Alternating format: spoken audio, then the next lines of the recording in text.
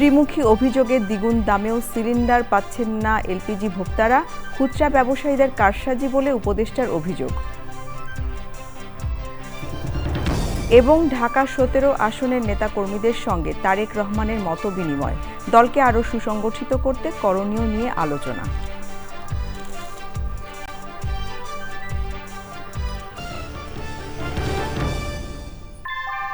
ভূমিকম্প সহনীয় most durable দেশের প্রথম থার্মেক্স রড সালাম স্টিল। সালাম স্টিল বোঝে ডিউরেবিলিটি। সালাম স্টিল, মোস্ট ডিউরেবল স্টিল। সংবাদ শিরোনামগুলো জানাচ্ছিলাম। এখনকার সংবাদ আয়োজন একই সঙ্গে চ্যানেল আইয়ের ইউটিউব চ্যানেল এবং চ্যানেল আইয়ের ওটিটি প্ল্যাটফর্ম আই স্ক্রিনে লাইভ স্ট্রিম হচ্ছে। এবারে পুরো সংবাদ। ইনকিলাব মঞ্চের মুখপাত্র শরীফ ওসমান হাদী হত্যা মামলার চার্জশিট দিয়েছে ডিবি।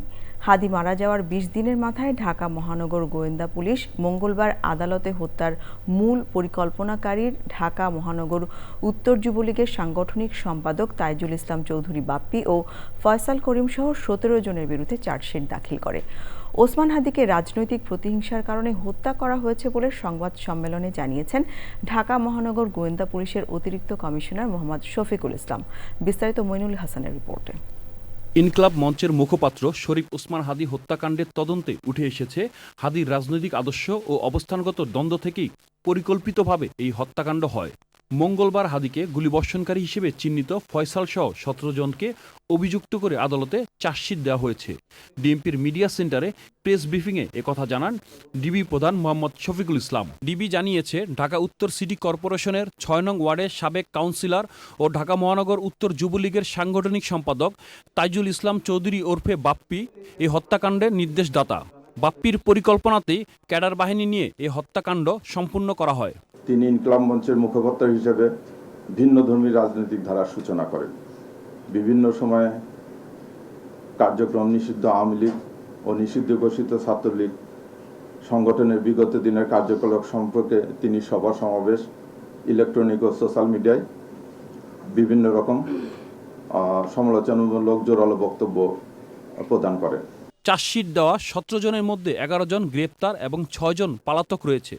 তারা হলেন শুটার ফয়সাল, মোটরসাইকেল চালক আলমগীর, যুবলীগ নেতা বাপ্পি, ফয়সালকে পালাতে সহায়ককারী ফিলিপ, ফয়সালের বোন জেসমিন ও বোনের জামাই মুক্তি মাহমুদ। আর শুটার ফয়সাল করিমের ভিডিও বার্তাগুলো সঠিক বলে ফরেনসিক পরীক্ষায় নিশ্চিত হয়েছে ডিবি। ১০৯ এবং ৩৪ ধারায় অপরাধ প্রাথমিকভাবে প্রমাণিত হয়ে উল্লেখিত আসামিদের বিরুদ্ধে বর্ণিত ধারায় অভিযোগপত্র আজকে দাখিল করা হয়েছে। ত্রয়োদশ জাতীয় সংসদ নির্বাচনের তফসিল ঘোষণার পরদিন ১২ ডিসেম্বর ঢাকায় পুরানো পল্টনে বক্স কালভার্ট রোডে রিকশায় থাকায় ওসমান হাদীকে গুলি করা হয়। পরে সিঙ্গাপুরে চিকিৎসাধীন অবস্থায় মারা যান শহীদ ওসমান হাদী। Mainul Hasan, Channel I, Dhaka. ত্রিমুখী অভিযোগে বিপদে এলপিজি ভোক্তারা, দ্বিগুণ দামেও গ্যাস সিলিন্ডার পাওয়া যাচ্ছে না। দেশের তরলীকৃত পেট্রোলিয়াম গ্যাস এলপিজির বাজারে অরাজকতা চলছে। খুচরা ব্যবসায়ীরা কারসাজি করে এই পরিস্থিতি তৈরি করেছে বলে অভিযোগ করেন বিদ্যুৎ, জ্বালানি ও খনিজ সম্পদ উপদেষ্টা। কিন্তু খুচরা ব্যবসায়ীরা বলছেন সরবরাহ নেই। আন্তর্জাতিক বাধ্যবাধকতা সহ বিভিন্ন সমস্যার কথা জানান উদ্যোক্তারা। বিস্তারিত জানাচ্ছেন রফিকুল বাশার। এলপি গ্যাসের সিলিন্ডার যেন এখন সোনার হরিণ। দেশ জুড়ে হাহাকার অবস্থা। অনেক দোকানেই গ্যাসের সিলিন্ডার নেই, কোথাও থাকলেও দাম দিতে পকেট ফাঁকা। বেশিরভাগ সময় সরকার নির্ধারিত দামে এলপিজি বিক্রি হয় না। বর্তমান অবস্থা আরও খারাপ। খুব খোঁজাখুঁজির পরে যে কারণ বাজার থেকে গিয়ে নিয়ে আসছি, তাও ৭-৭ জনের পরে সিরিয়াল দিলে। খুচরা বিক্রেতারা বলছেন সরবরাহ নেই। আমরা তো এখন রীতিমতো মবের শিকার হচ্ছি। কোম্পানি আমাকে সেক্ষেত্রে গ্যাস দিচ্ছে ২০টা থেকে ৩০টার মধ্যে, কিন্তু আমার তো ১৫০টা গ্যাসের চাহিদা। ত্রিমুখী সমস্যার কথা জানালেন উদ্যোক্তা। গ্লোবাল সাপ্লাই চেইনে শর্টেজ আছে এলপিজির, ১। ২ নম্বর হচ্ছে এই শীতকালীন সময় এলপিজির ব্যবহার বেড়ে গেছে। মূলত যে কারণটা এসে দাঁড়িয়েছে সেটা হচ্ছে যে ইউএস স্যাংশন এসছে পরিবহন খাতে, জাহাজে। এই সময়টা কিন্তু দীর্ঘমেয়াদী হবে না। এলপিজি এসে পৌঁছায়নি, যেগুলা অন্য ভ্যাসেলসে আসবে খুব শীঘ্র। আগামী ১০ তারিখ ১৫ তারিখের ভিতরেই আপনি দেখবেন এলপিজি সরবরাহ বেড়ে গেছে। জ্বালানি উপদেষ্টা বললেন সংকট নেই, কারসাজি করে এই পরিস্থিতি তৈরি করা হয়েছে। এলপিজি যারা করে তারা আশা করতেছিল যে এলপিজির দাম বাড়বে, যেটা আপনারা দেখছেন যে বিআরসি ৫৩ টাকা না কত টাকা যেন বাড়াইছে। তো এইটার অনেকে সুযোগ নেওয়ার চেষ্টা করছে। যে অস্বাভাবিক যে হয়েছে, এটা একটা কারসাজির মাধ্যমে করা হয়েছে এবং সরকার এই জন্য ব্যবস্থা নিচ্ছে। কিন্তু ভবিষ্যতের জন্য আমরা এই জাহাজীকরণের যে সমস্যা আছে সেটাকে আমরা দেখার চেষ্টা করতেছি। একে অন্যকে দোষারোপ করলেও সংকট সমাধানে এখনও তেমন কোনো উদ্যোগ দৃশ্যমান নয়। সরকার বলছে খুচরা ব্যবসায়ীরা কারসাজি করে এলপিজির দাম বাড়িয়েছে, আর খুচরা ব্যবসায়ীরা বলছে তারা সরবরাহ পাচ্ছে না।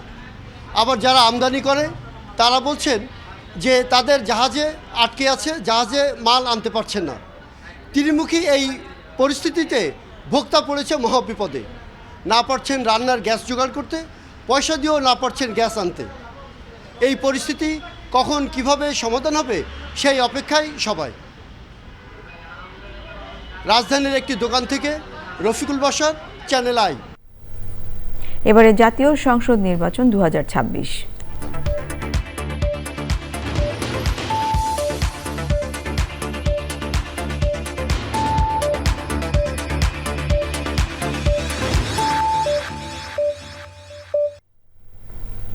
ঢাকা 17 আসনের নেতাকর্মীদের সঙ্গে মতবিনিময় করেছেন বিএনপির ভারপ্রাপ্ত চেয়ারম্যান তারেক রহমান।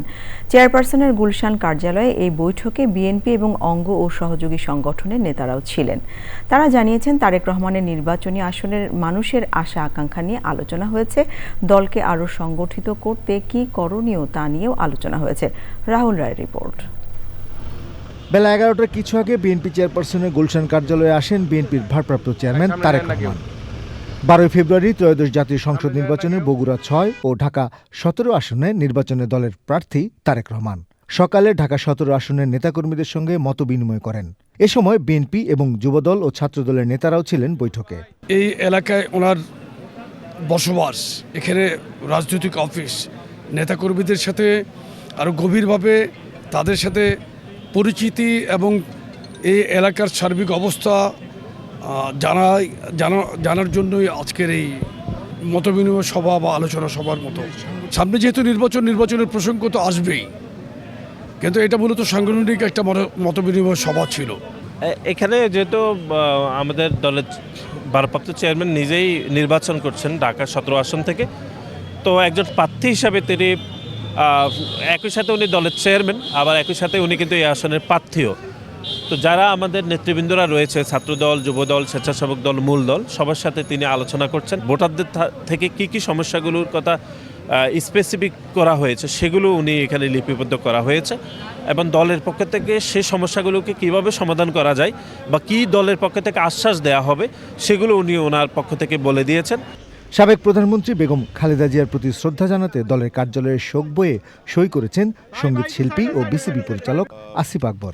লিডার যাওয়ার সময় আমাকে কুশল বিনিময় করলেন, জিজ্ঞেস করলেন কেমন আছি, আমি বললাম ভালো আছি। এই নতুন প্রজন্মের রাজনীতি শুরু হয়েছে বিএনপিতে।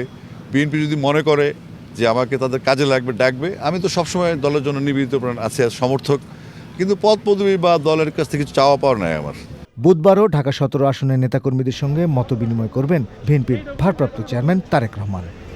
Rahul Roy, channel I, Dhaka. ত্রয়োদশ জাতীয় সংসদ নির্বাচন ও গণভোটে পোস্টাল ব্যালটের মাধ্যমে ভোট দিতে নিবন্ধন করেছেন 15,33,682 জন। এর মধ্যে দেশে নিবন্ধন করেছেন 7,72,542 জন। এ তথ্য জানিয়ে প্রধান উপদেষ্টার প্রেস সচিব বলেছেন, সরকার আশা করছে পরবর্তীতে এই নিবন্ধন 1 কোটিতে পৌঁছে যাবে।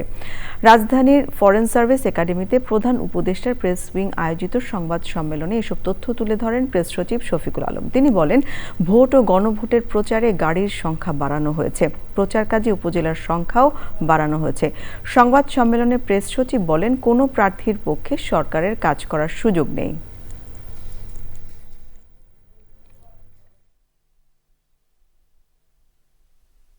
চিফ অ্যাডভাইজার বলেছেন এটা একটা ঐতিহাসিক ঘটনা। ইলেকশন কমিশন আমাদেরকে জানিয়েছে যে ডায়াসপোরা ভোটারের ক্ষেত্রে ইনক্লুশন, গ্লোবাল ইনক্লুশন রেটটা হচ্ছে 2.7%, আর আমাদের এখানে ফার্স্ট ইয়ারেই সেটার 5%-এর উপরে হয়েছে। প্রার্থী তালিকা চূড়ান্ত হওয়ার সাথে সাথে এরা তাদের পোস্টাল ব্যালটটা দিতে পারবেন, সেটা 21শে জানুয়ারি।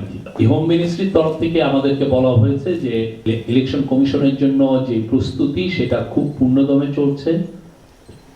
75% সিকিউরিটি ফোর্সের মেম্বার যারা police, Ansar, coast guard, BGB, তাদের ট্রেনিং অলরেডি কমপ্লিটেড হয়ে গেছে, বাকিটাও খুব দ্রুত কমপ্লিট হবে। বিশ্ববিদ্যালয় প্রতিষ্ঠার 21 বছরে আজই প্রথম জগন্নাথ বিশ্ববিদ্যালয়ে কেন্দ্রীয় শিক্ষার্থী সংসদ, জকসু ও হল সংসদ নির্বাচনের ভোট গ্রহণ হয়েছে। চলছে ভোট গণনা। সেখানে আছেন রিয়াজ ইসলাম, যাচ্ছি তার কাছে। রিয়াজ, আপনি কি আমাকে শুনতে পাচ্ছেন? রিয়াজ, আপনি কি আমাকে শুনতে পাচ্ছেন? রিয়াজ, আপনি আমাকে শুনতে পাচ্ছেন নিশ্চয়ই। ফলাফল ঘোষণায় কতক্ষণ লাগতে পারে?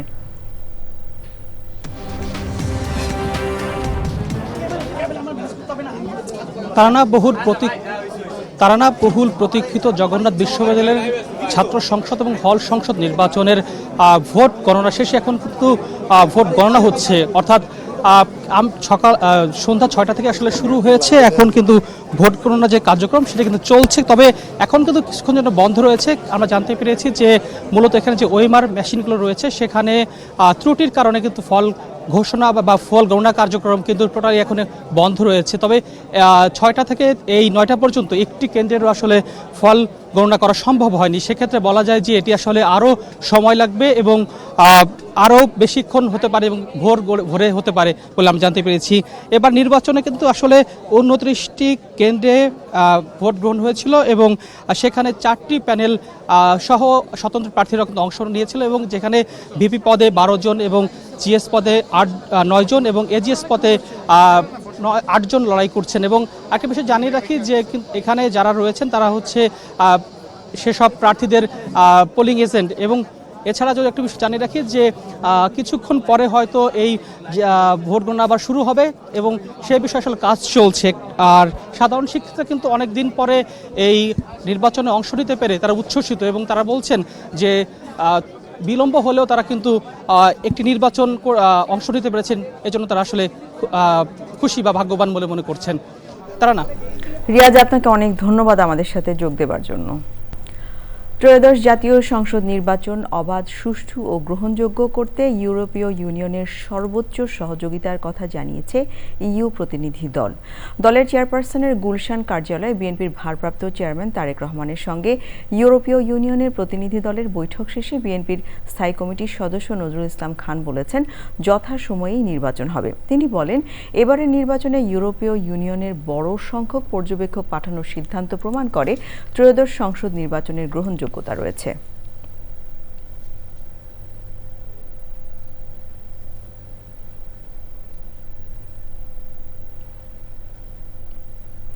মার্কিন বাহিনীর অভিযানে আটক নিকোলা মাদুরো নিউ ইয়র্কের আদালতে নিজেকে এখনও ভেনেজুয়েলার প্রেসিডেন্ট দাবি করেছেন।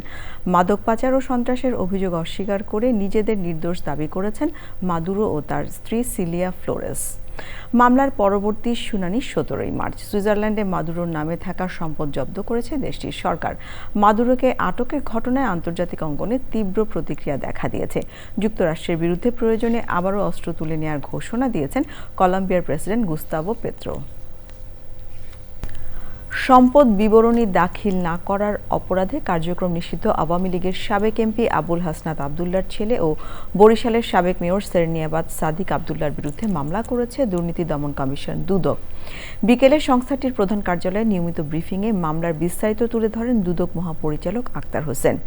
8 কোটি 17 লাখ টাকা আত্মসাৎ সহ বিভিন্ন দুর্নীতির অভিযোগে মামলা হয়েছে প্রিমিয়ার ব্যাংকের সাবেক চেয়ারম্যান HBM ইকবাল সহ 15 জনের বিরুদ্ধে। এছাড়া 615 কোটি 75 লাখ টাকা আত্মসাৎ ও অর্থ পাচারের অভিযোগে ফ্লেমিঙ্গো এন্টারপ্রাইজের কর্ণধার মোশাররফ হোসেন সহ 30 জনের বিরুদ্ধে দায়ের করা মামলার চার্জশিট দাখিলের সিদ্ধান্ত নিয়েছে দুদক। এক প্রশ্নের জবাবে মহাপরিচালক বলেন, প্রার্থীদের বিষয়ে সুনির্দিষ্ট ও বস্তুনিষ্ঠ কোনো অভিযোগ পেলে তা খতিয়ে দেখবে দুদক। অভিযোগ সংশ্লিষ্ট জনাব সেরনিয়াবাদ সাদিক আবদুল্লাহ ধাতু আয়ের উৎসের সাথে অসঙ্গতিপূর্ণ সম্পদ অর্জন করেছেন মর্মে প্রাথমিক অনুসন্ধানে প্রমাণিত হয়। তার প্রতি দুর্নীতি দমন কমিশন থেকে সম্পদ বিবরণী দাখিলের আদেশ জারি করা হয়। তিনি নির্ধারিত সময়ের মধ্যে সম্পদ বিবরণী দাখিল না করায় মামলা রুজুর সিদ্ধান্ত গৃহীত হয়েছে। পরিচ্ছন্ন নগরী গড়ার লক্ষ্যে কুমিল্লা সিটি কর্পোরেশনে শুরু হয়েছে 3 দিনের পরিষ্কার পরিচ্ছন্নতা অভিযান। 22 নম্বর ওয়ার্ড পদুয়ার বাজার বিশ্ব রোড এলাকায় 200-র বেশি পরিচ্ছন্ন কর্মীদের নিয়ে কার্যক্রম উদ্বোধন করেন কুমিল্লা সিটি কর্পোরেশনের প্রশাসক মোহাম্মদ শাহ আলম। সে সময় তিনি বলেছেন, নগরীর 27টি ওয়ার্ডে এই পরিচ্ছন্নতা অভিযান চলবে। এছাড়াও ড্রেনেজ, সড়ক ও অবৈধভাবে গড়ে ওঠা বিভিন্ন স্থাপনা দখলমুক্তের কার্যক্রম হাতে নিয়েছে সিটি প্রশাসন। পরিচ্ছন্নতা অভিযান উদ্বোধনের সময় ছিলেন সিটি কর্পোরেশনের প্রধান নির্বাহী কর্মকর্তা মোহাম্মদ মামুন ও অন্যরা। বগুড়া শহরের ফুলবাড়ি এলাকায় 20টি সজিনা গাছ কেটে ফেলেছে দুর্বৃত্তরা। সকাল 6:30টায় 10 থেকে 12 জনের দুর্বৃত্তের দল সীমানা প্রাচীর ও লোহার গেট ভেঙে প্রবেশ করে জমিতে লাগানো গাছগুলো কেটে ফেলে। তাদের হাতে ধারালো অস্ত্র থাকায় এলাকার সাধারণ মানুষ ভয়ে সেখান থেকে সরে যায়। জমির মালিক সবুজ খন্দকার অজ্ঞাতনামা 10 থেকে 12 জনের বিরুদ্ধে বগুড়া সদর থানায় একটি অভিযোগ দায়ের করেছেন। ব্যক্তিগত শত্রুতার জেরে প্রকৃতির ওপর আগ্রাসন বন্ধে কঠোর পদক্ষেপের দাবি পরিবেশবাদীদের। এবারে খেলার খবর।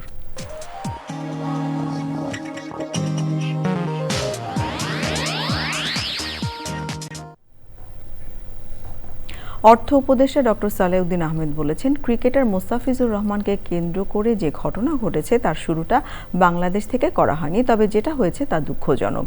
দুই দেশের কারোর জন্য এটা ভালো হয়নি মন্তব্য করে সচিবালয়ে সরকারি ক্রয় সংক্রান্ত উপদেষ্টা পরিষদ কমিটির বৈঠক শেষে উপদেষ্টা আরও বলেন, অর্থনীতিতে এর প্রভাব পড়বে না। এদিকে সাবেক প্রধানমন্ত্রী বেগম খালেদা জিয়ার মৃত্যুর পর বিএনপি চেয়ারপারসনের কার্যালয়ে খোলা শোক বইয়ে সই করতে গিয়ে বিসিবির পরিচালক আসিফ আকবরও মোস্তাফিজকে নিয়ে মন্তব্য করেন।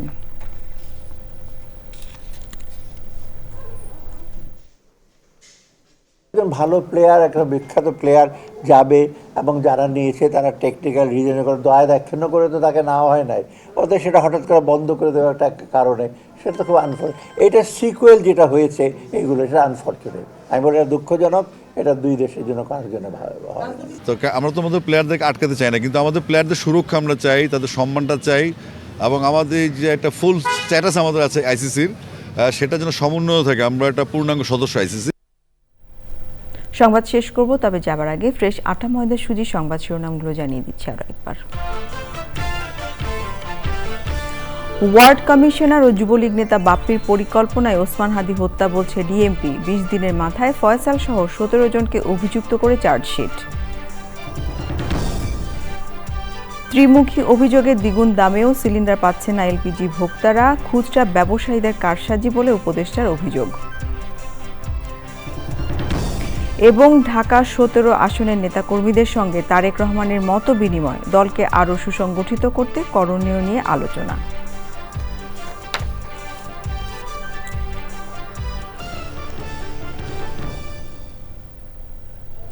চ্যানেল আই সর্বশেষ সংবাদ জানতে ভিজিট করুন channelionline.com। যুক্ত থাকুন আমাদের সোশ্যাল মিডিয়া প্ল্যাটফর্মগুলোর সাথে। এই ছিল আমাদের এখনকার সংবাদ আয়োজন। ধন্যবাদ সবাইকে এতক্ষণ সঙ্গে থাকবার জন্য।